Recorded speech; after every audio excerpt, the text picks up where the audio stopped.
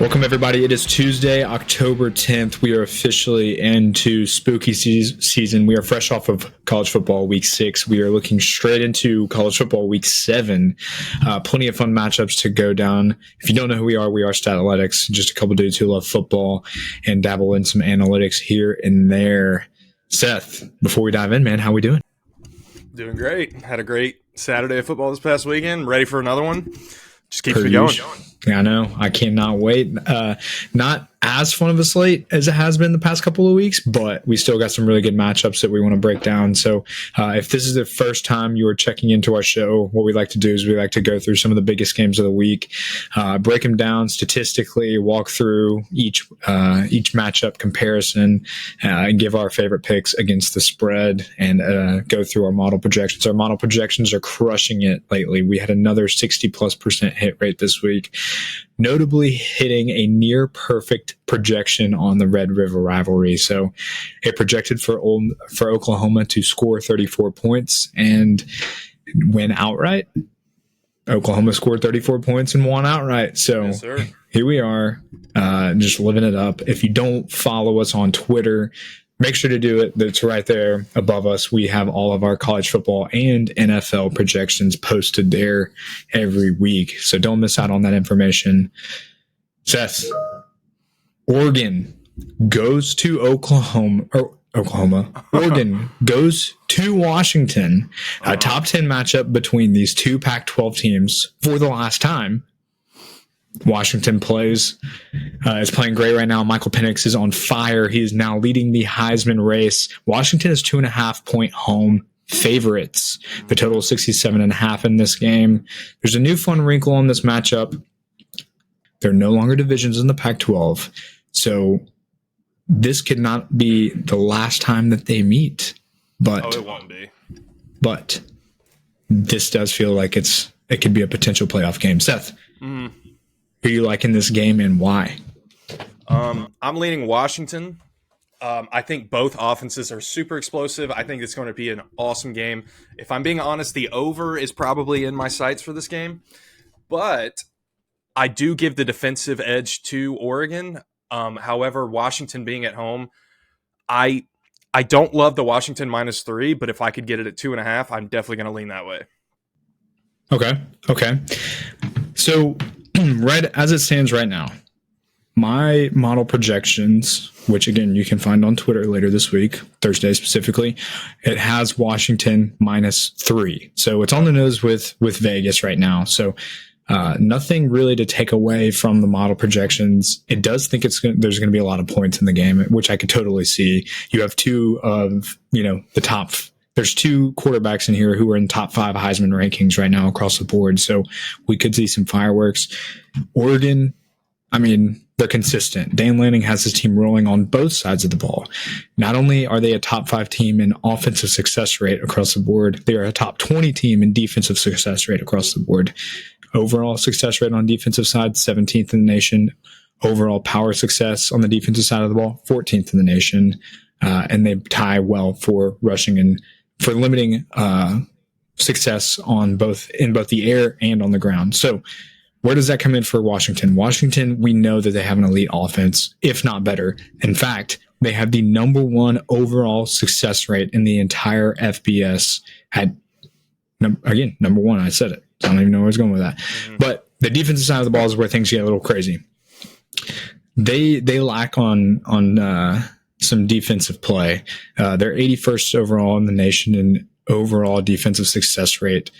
They're relatively good at stopping the pass, but the run is what they don't do well. And now here's the kicker. Everybody knows that Oregon, they like to pass the ball. They, in fact, use their short passing game to make up for their lack of running game. So I think this actually bodes well for Washington, because where they actually are a little behind in the league on the defensive side of the ball, stopping the run, Oregon actually is not too great themselves on the ground. So this kind of bodes well for Washington. I think I'm going to ride Washington. I'm going to trust the projection model and ride this one out. I think that the over is 100% going to hit. I think this is going to be a wild game. I see the total being at like 75 rather than around 67. So I think this game is going to be awesome. Both offenses, they will not fail to score. It's just a matter of which defense kind of gives up, and could very well be a game in which who has the ball last. So love it. I think the winner of this game actually takes home the Heisman if Caleb Williams falls short. Big if, but if Caleb Williams falls short, the winner, the quarterback that guides this game to a victory, takes home the Heisman.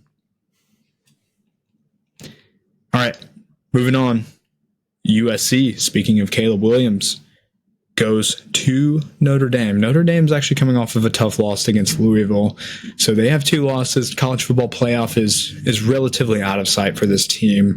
You got to kind of wonder what shape they're going to be in coming into this game. Obviously, the Irish are coming off that big loss. This will be the 4th straight big game that the Irish have played after squaring off against Ohio State, Duke, and obviously the Louisville loss last week. It's got to be some sort of mental toll. You know, this team had their sights set on the playoff, but I think they still have a lot to play for, especially with guys who have their eyes on the NFL. I think they can also get up and play for Marcus Freeman.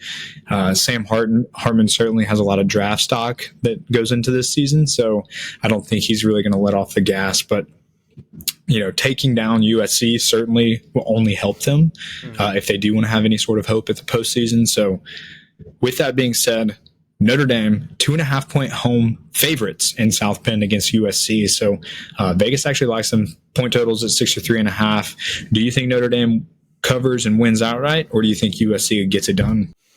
I don't know. I'm having a hard time with this game. I don't know if Notre Dame's offense is going to have enough to keep up with Caleb Williams and USC.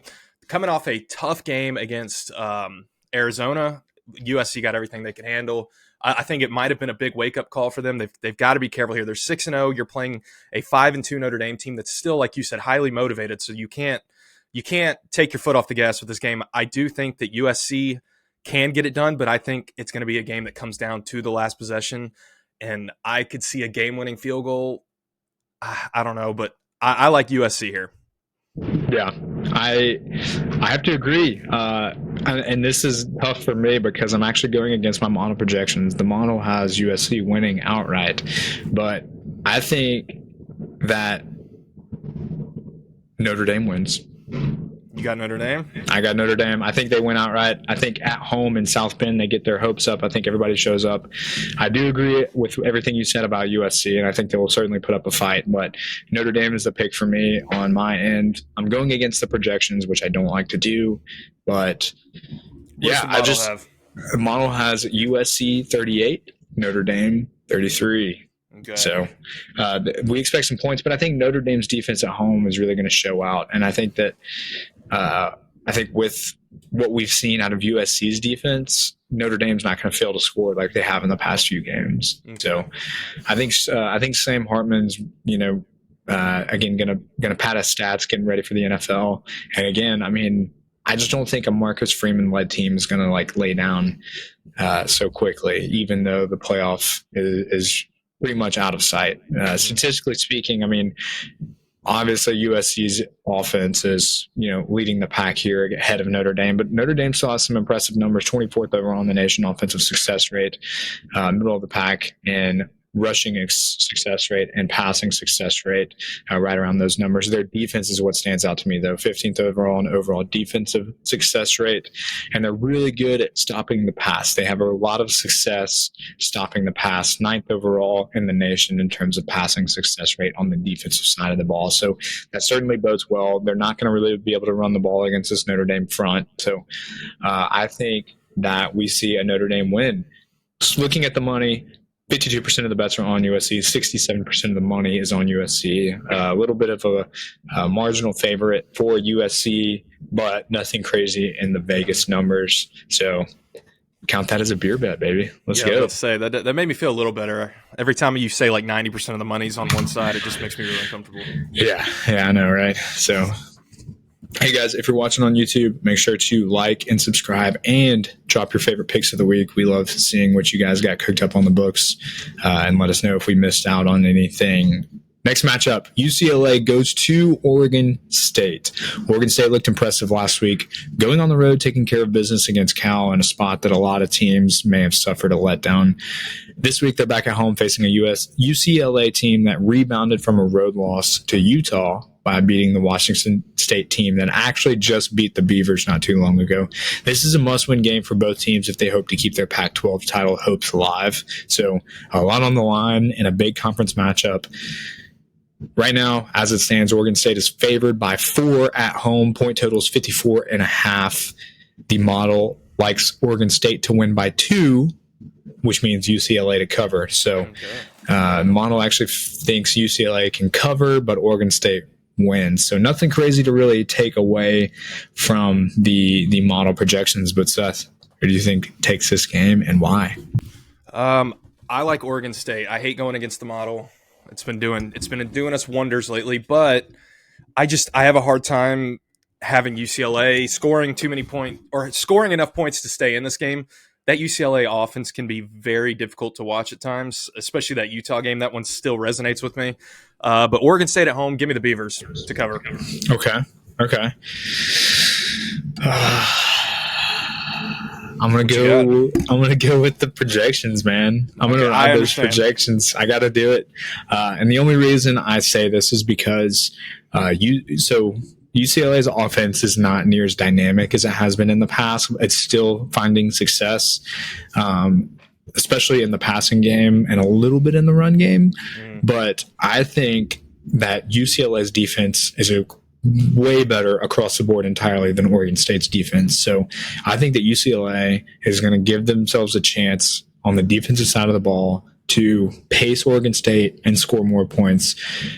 Looking at the numbers, 23rd overall in the nation in terms of overall defensive success rate for UCLA, which is kind of crazy. We've never seen this from a UCLA team in recent history. We've never seen a respectable defense. So they're really good at limiting explosive plays. Actually, they're 6th in the country in terms of limiting explosive plays, especially in the rushing game. So I think that Oregon State's really going to have to lean on DJ Ukulele's arm, but I like UCLA. I'm going to take the model projections, ride with them. If we look at the money, nothing really crazy going on. 60% of the total bets are on Oregon State. 62% of the money is on Oregon State. And if you like UCLA, this line's probably going to drop down to 3.5 or 3 points here in the near future. But if you're on Seth's side, I would certainly grab that number now. All right, moving on. We got an SEC conference matchup. Red hot LSU Tigers are at home versus Auburn. LSU is 11.5 point favorites right now, 62.5 point total. They may have lost twice already, but only one of the losses have come in conference play against Ole Miss. Right now, they're the only SEC West team with a realistic chance of taking the division from Alabama outside of Ole Miss. And not only do they get to face the Tide later this year, but the other 2 one-loss teams in the division lost to Alabama, Ole Miss, which effectively gives the Tide a 2-game lead on them. So will Auburn prove to be the team that LSU's defense figures out a way to slow down? The 11-point spread suggests so, but we may see a little bit of magic from Hugh Freeze. In this game, Seth, who do you like and why?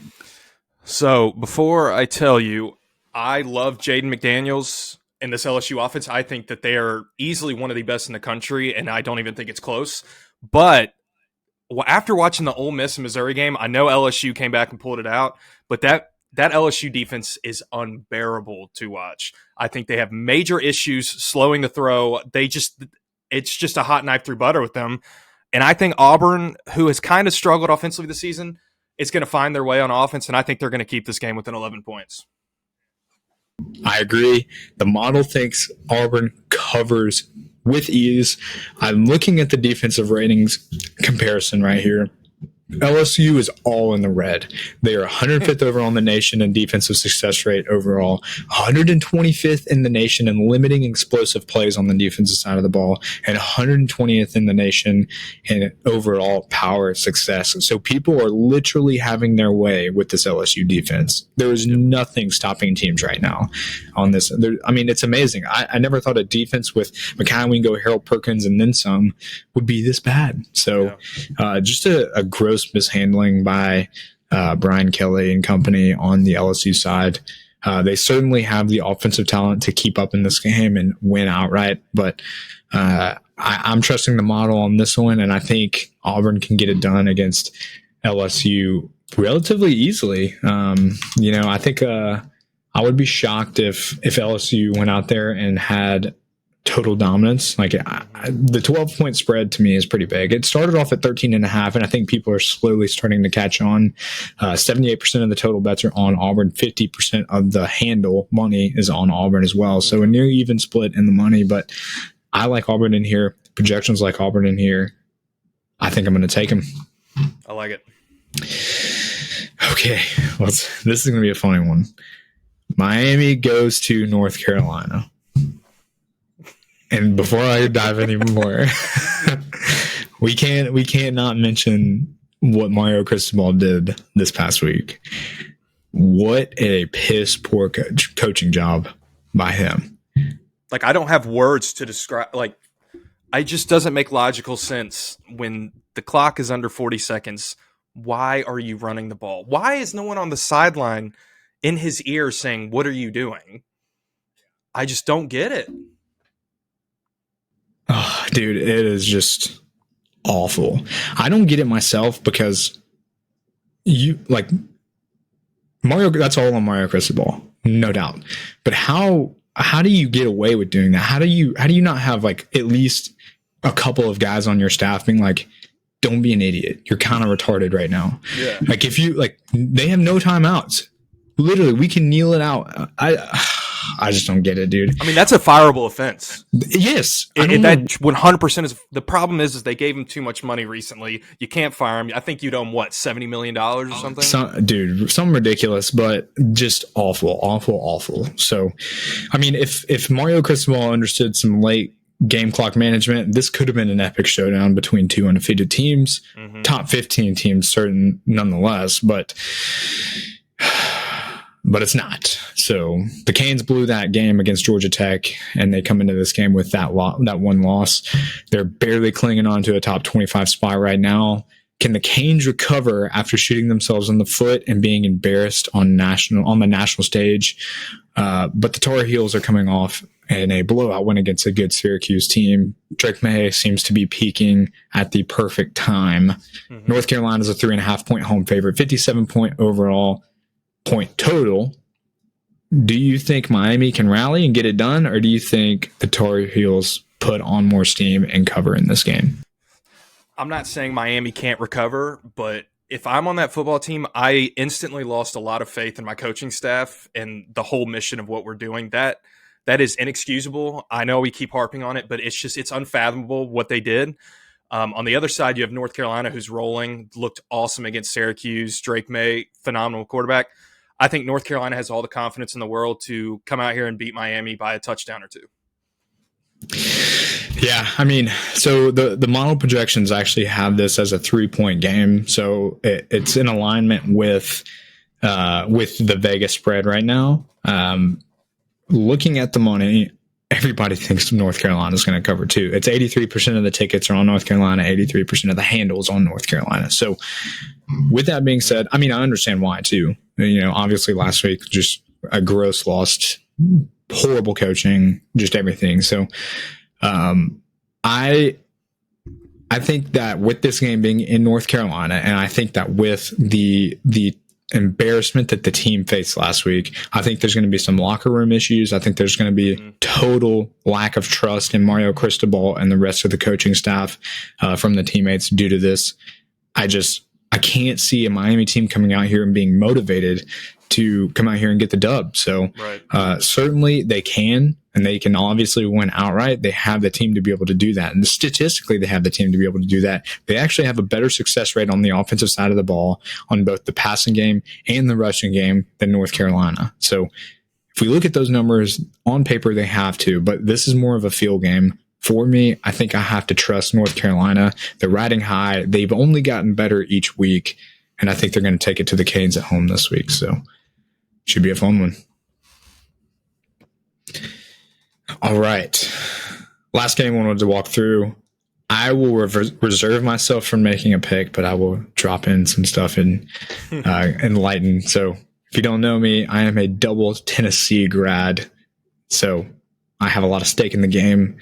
In this game in particular, Texas A&M goes to Tennessee. Tennessee is 3.5-point home favorites. Texas A&M coming off of a really tough loss against Alabama last week. This is a 56-point total game. So Texas A&M, coming off a tough loss against Bama, they still have something to fight for in the SEC, but they have to go to Neyland and play in the 3:30 game. Certainly a tough crowd, but Tennessee looks like they're lacking the offensive power that they had last year, and we all know how they are on the defensive side of the ball. Before I dive into some of the numbers, Seth, what do you think about this game and why? I think this has the potential to be one of the best games of the season. The spread is in an awkward spot for me. I like Texas A&M plus 3.5, but I think Tennessee wins outright. Also, I see a lot of Tennessee fans just bash Milton, and I still think Milton has the capability to do some great things this season. I mean, Tennessee's 4-1. You still have your sights set on the SEC championship. Playoffs are not out of the question. I think this is a huge opportunity for Milton to step up, have a big game, and provide a big win for Tennessee that could propel them going forward and build momentum. Mm-hmm. Okay. Yeah, I mean, look, here I'm back and forth. And as somebody who watches Tennessee like nonstop, even throughout the week, I think Milton has a lot of upside. And the problem is that he really makes some boneheaded mistakes every now and then. And those boneheaded mistakes can really affect this team moving forward, considering that the Vols heavily rely on their offense. Their defense, is hit or miss. We have no idea what they're going to come through on the defensive side of the ball. So it's all on the offense. And some of those mistakes can really be detrimental to Tennessee's season, as we saw in the Florida game. So if they're going to come in and win this game, Joe Milton has to be smart. No ifs, ands, or buts. I'm not sure if he can do that, but that is the key to success. It really just relies on Joe Milton's decision-making, because people see the box score of the South Carolina game last week, but nobody really sees the two errant interceptions that were thrown by him that were just really, really bad decisions. And so if he cleans that up, they'll be fine. But that's where the trouble comes in for Tennessee, is really Joe Milton's decision making, and if Heupel trusts him in this offense and to make decisions in this offense. Texas A&M, man, they have the roster, and the thing that's going to keep them in this game is their defense. They have a phenomenal defense. They lead the league in tackles for loss. They lead the league in contact behind the line of scrimmage. They're 8th overall in the nation in overall defensive success rate, 15th overall again in passing success rate, 10th overall in rushing success rate. They limit explosive rushing plays, which is not good for Tennessee. They actually lean on the rushing game more than people realize. They think it's an air raid, but it's certainly not. They actually run the ball more than they pass the ball. But Aggies, they have a really good offense, not really good, but decent, 38th overall in the nation in overall offensive success rate. So middle of the pack here, they're top third team. They aren't really explosive, but they're more consistent against bad teams. So this will be a fun game. I got to give the people the projections. It scares me, but the projections have Tennessee winning by 10. So kind of a hefty loss, but sometimes it skews the data, some of those high scoring games every now and then. So, but the model gives Tennessee like 5 points anytime they're at home. So that's where that's coming from. The fact that it is at Neyland is very, very, very favorable for Tennessee, because it's really night and day difference for them at home versus away. So I expect this to be a great game, and it really boils down to Joe Milton's decision-making. 51% of the bets are on Texas A&M. 97% of the money is on Texas A&M. Oh, my God. Heavy money on the Aggies. So if you read into that type of thing, that's what I'm seeing over here on Action Network. We're seeing some big money on A&M. So we'll see. We'll see if Tennessee can play the Vegas underdogs. I know they're favored by 3.5 points, but certainly the public and the big money is on A&M. Yeah, so we'll see. no pick for me. I can't give my play in the game, but I got to give the people the information necessary for them to make a pick. All right, Absolutely. Hey, moving on.